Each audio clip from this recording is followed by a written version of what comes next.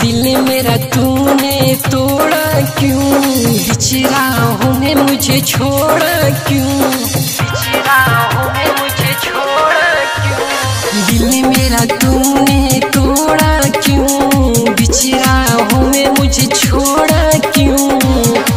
तू चैन से ना सोएगी कोई जाने मन, तू मेरे लिए रोएगी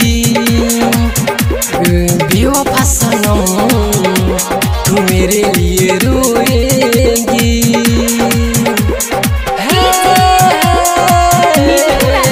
ला ला ला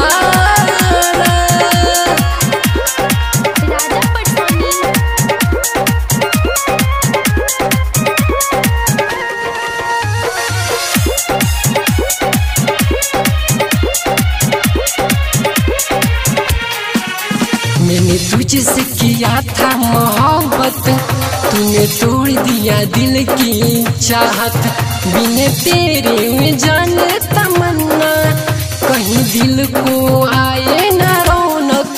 मैंने तुझसे किया था मोहब्बत, तूने तोड़ दिया दिल की चाहत। याद मेरी जब आएगी, हर पल तुझे तड़पाएगी, आँखों को भिगोएगी ओ जानी मन, तू मेरे लिए रोएगी ओ बेवफा सनम, तू मेरे लिए रोएगी।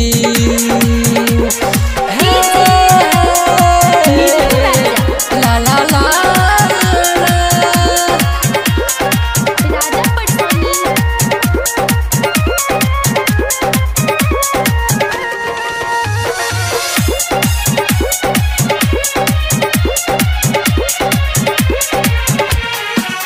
अंकित मालिक के दिया तूने धोखा, तेरी याद में दिल है रोता।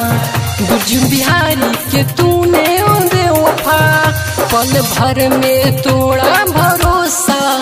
अंकित मालिक के दिया तूने धोखा, तेरे याद में दिल है रोता। हद से भी ज्यादा तुझे चाहा था, खुदा से दुआ में तुझे मांगा था।